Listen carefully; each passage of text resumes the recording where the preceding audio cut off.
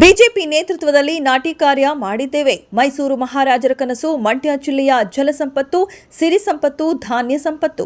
ಮಂಡ್ಯ ಜಿಲ್ಲೆ ರೈತರು, ಮೈಸೂರು ಸೀಮೆಯ ಜನರಿಗೆ ಅನ್ನ ಕೊಡುವ ಕನಸು ಇತ್ತು ಎಂದು ಕೊತ್ತತ್ತಿ ಗ್ರಾಮದಲ್ಲಿ ಭತ್ತದ ನಾಟಿ ಬಳಿಕ ಬಿವೈ ವಿಜಯೇಂದ್ರ ಹೇಳಿದರು. ಮಂಡ್ಯದ ಬೂಕನಕೆರೆ ಯಡಿಯೂರಪ್ಪಗೆ ಜನ್ಮ ಕೊಟ್ಟ ಊರು. ನಾನು ಕೂಡ ಮಂಡ್ಯ ಜಿಲ್ಲೆಯ ಮೊಮ್ಮಗ. ಯಡಿಯೂರಪ್ಪ ರೈತರ ಪರ ಹೋರಾಟ ಮಾಡಿಕೊಂಡು ಬಂದವರು.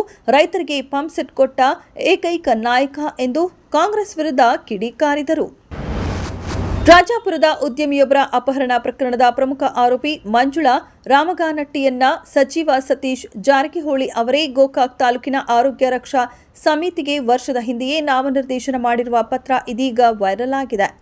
ಆರೋಪಿ ಮಂಜುಳಾ ಸಚಿವ ಸತೀಶ್ ಜಾರಕಿಹೊಳಿ ಅವರ ಆಪ್ತೆ ಎನ್ನುವ ವಿಚಾರ ಸೋಮವಾರ ಇಡೀ ದಿನ ಚರ್ಚೆಗೆ ಗ್ರಾಸವಾಗಿತ್ತು. ಅದಲ್ಲದೆ ಬೆಳಗಾವಿಯ ಮಹಿಳಾ ಘಟಕ ಹಾಗೂ ಗ್ರಾಮೀಣ ಘಟಕದ ಜಿಲ್ಲಾ ಕಾಂಗ್ರೆಸ್ ಅಧ್ಯಕ್ಷರು ಸ್ಪಷ್ಟನೆ ನೀಡಿ ಮಂಜುಳಾಗೂ ಕಾಂಗ್ರೆಸ್ಗೂ ಯಾವುದೇ ಸಂಬಂಧವಿಲ್ಲ ಎನ್ನುವ ಮೂಲಕ ಸಚಿವರಿಗೆ ಆಪ್ತರಲ್ಲ ಎನ್ನುವ ಪ್ರಯತ್ನ ಮಾಡಿದ್ದರು. ಅಕ್ರಮ ಮದ್ಯ ಮಾರಾಟಕ್ಕೆ ವಿದ್ಯಾರ್ಥಿಗಳು ಬಲಿಯಾಗ್ತಿದ್ದಾರೆ, ಅಲ್ಲದೆ ರಸ್ತೆ ಅಪಘಾತವೂ ಹೆಚ್ಚಳವಾಗುತ್ತಿದೆ ಎಂಬ ವಿಚಾರ ಸದನದಲ್ಲಿ ಚರ್ಚೆಗೆ ಗ್ರಾಸವಾಯಿತು. ಮಂಗಳವಾರ ವಿಧಾನಸಭೆ ಪ್ರಶ್ನೋತ್ತರ ಅವಧಿಯಲ್ಲಿ ಅಕ್ರಮ ಮದ್ಯ ಮಾರಾಟ ವಿಚಾರ ಪ್ರತಿಧ್ವನಿಸಿತ್ತು.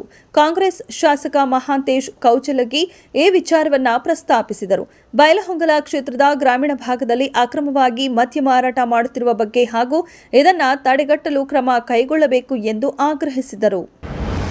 ವಿಧಾನಸಭೆ ಕಲಾಪದಲ್ಲಿ ವಿಪಕ್ಷದ ಸದಸ್ಯರು ಮಾತನಾಡುವಾಗ ನಮ್ಮನ್ನ ಟಿವಿಯಲ್ಲಿ ತೋರಿಸ್ತಾನೆ ಇಲ್ಲ ಎಂದು ಬಿಜೆಪಿ ಸದಸ್ಯರು ಆಕ್ಷೇಪ ವ್ಯಕ್ತಪಡಿಸಿದರು. ಕೆಪಿಎಸ್ಸಿ ವಿಚಾರವಾಗಿ ನಿಲುವಳಿ ಸೂಚನೆ ಪ್ರಸ್ತಾಪ ಮಾಡುವ ಸಂದರ್ಭದಲ್ಲಿ ವಿಪಕ್ಷ ಉಪನಾಯಕ ಅರವಿಂದ್ ಬೆಲ್ಲದ ಆಕ್ಷೇಪ ವ್ಯಕ್ತಪಡಿಸಿದರು.